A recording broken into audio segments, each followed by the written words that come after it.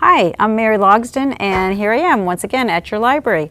Now that summer is finally ended, we've noticed at your library that folks are coming in eager to find out some ideas about how they can celebrate the fall holidays. In particular, Halloween is very much on people's minds, late September and October, and the library's got many books for folks who are looking to have a homemade, do-it-yourself sort of Halloween. For example, the best Halloween party games and activities, and Halloween tricks and treats. We have a cart of some books that might spark your creative juices in the fall, so please stop by and check out some of the items that we have to help you out for your do-it-yourself Halloween this year. Stay with me because later on in the show, I'm going to give you some other suggestions of ways that you can look for some good ideas for do-it-yourself projects, thanks to a new service that we have at the library.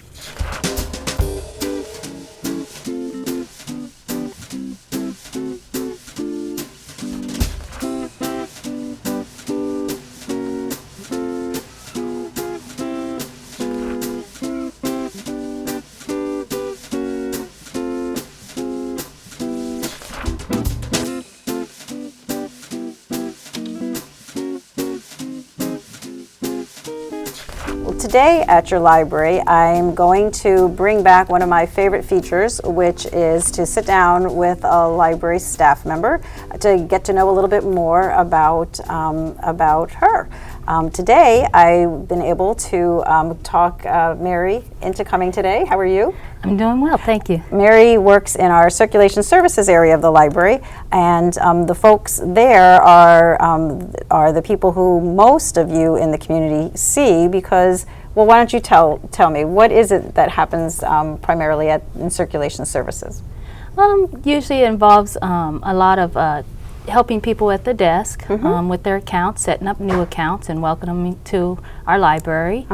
And it also involves checking in all the materials that are returned, and if there's problems as far as if people don't return the whole DVD set, I might be the one that'll give you a call and remind you that we're still missing part of that DVD or just a lot of variety of things. Well, it's really been fascinating to watch what's happened since we've moved to our temporary location, and I know, Mary, you were very much involved with the move, which seems like a distant memory, but every now and then I like to bring it back up because it was such a significant undertaking. I know you were on the move team, but when we had to figure out how to set up shop here in our temporary location, I think figuring out where to receive the books and sort the books and getting them ready for shelving was a huge undertaking. So how's that going back behind the desk there in the circulation area? It's going really well. We've worked out a lot of the kinks, and it seems like things have just really gone a lot smoother. We're able to get the books onto the shelves at a fast pace, and I just think that it's gone really well for the tight space that we are in. Well, we're all really pleased with how smoothly things are going here in the temporary location. How many years have you been working in circulation? I've been here 5 years. 5 years? It doesn't seem like that long, but it has been. So. Yeah. And you've seen a lot of activity here in 5 years. Is there something about the work that you do here at the library that you especially enjoy? I think just being able to work with people. I enjoy that, whether it be my coworkers or the customers that come to the desk, and being able to help them. And, that's what I really enjoy. Well, that's great. That's great. I'm assuming, since you work in a library, this is an assumption that I make, that when you're not here at work, you might also enjoy reading some books, maybe checking out some of our materials. And I always like to ask library staff, is there a certain kind of reading that you particularly enjoy? I do. I enjoy Christian fiction and Christian nonfiction books, historical Christian fiction.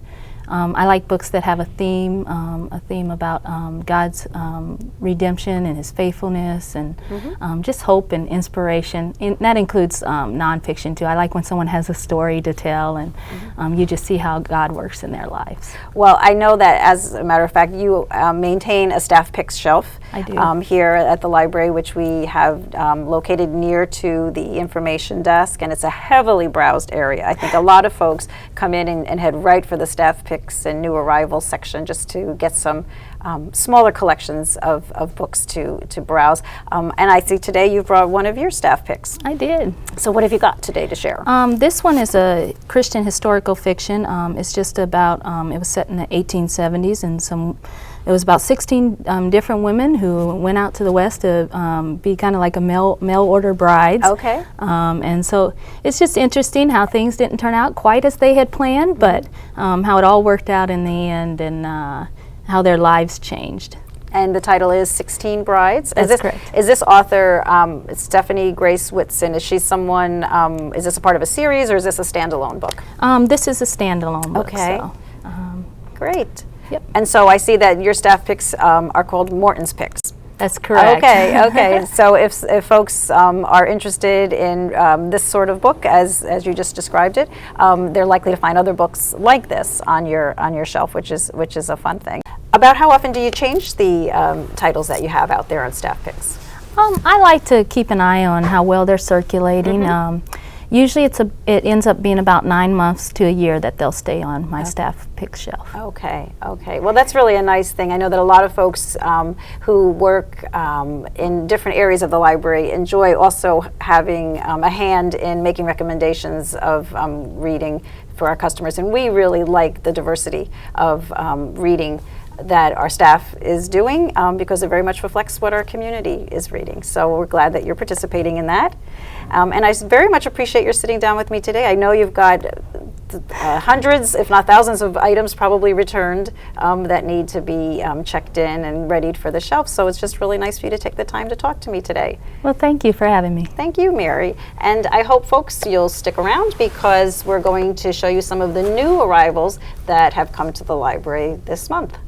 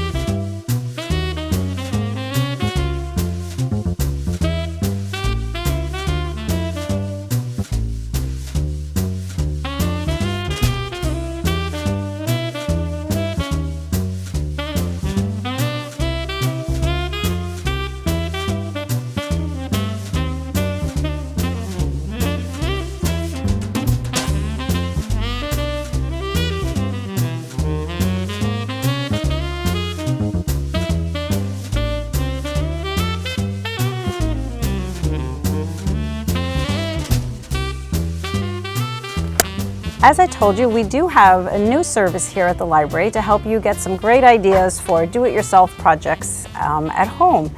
Recently, we subscribed to Zinio here at the library. For those of you who aren't familiar with Zinio, it is an online magazine service, and the library has entered into a subscription where we have got 48 magazines available for you to check out, which you can immediately download onto your iPad or other tablet, smartphone, or just use on your computer.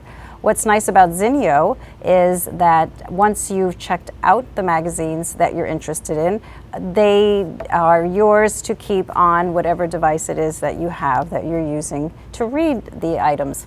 It's a great way to just hang on to some magazines, whether do-it-yourself or news magazines that you just want to take with you.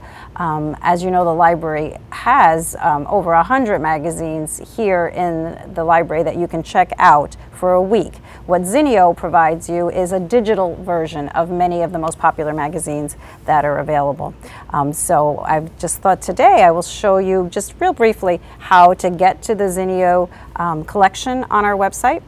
If you're already familiar with downloading e-books or e-audio books through Ames Public Library, this is going to seem pretty familiar to you.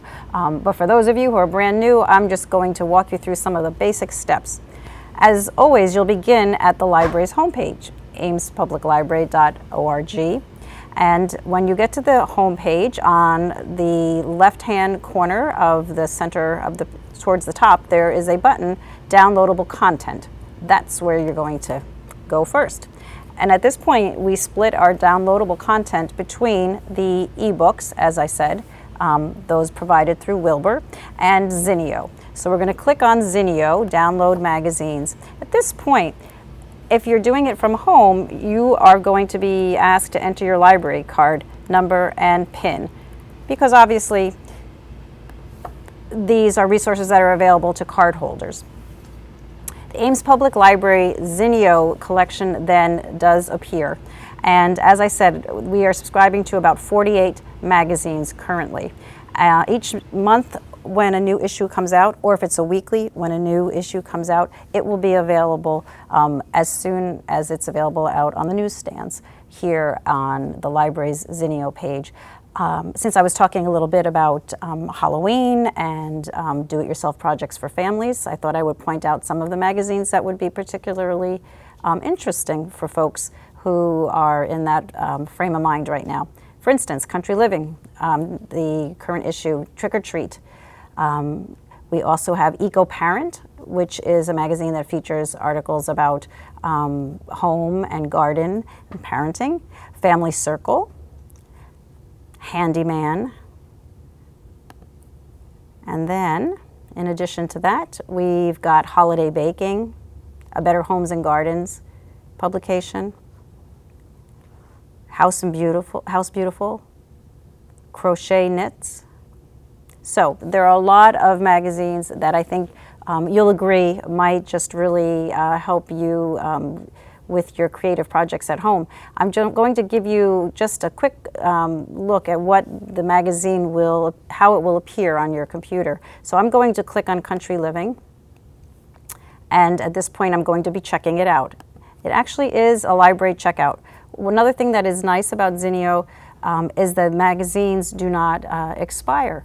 You don't have to worry about returning these files. So basically, I have checked out Country Living, and now you'll see once I've selected it, it's going to display on my computer screen. It's loading.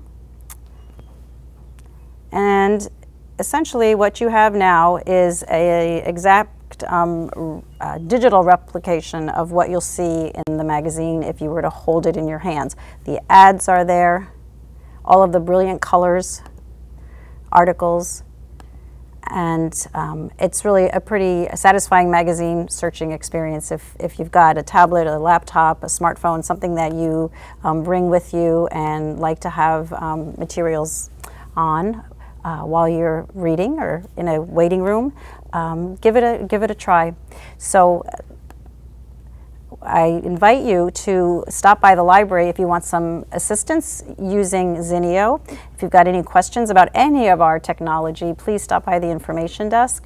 In October, we'll be featuring some tech talks as we typically do. So do check our page 1 calendar of events where we will list all of the kinds of library programming that we have. So thanks so very much for being with me today. Once again, this is Mary Logsdon at your library.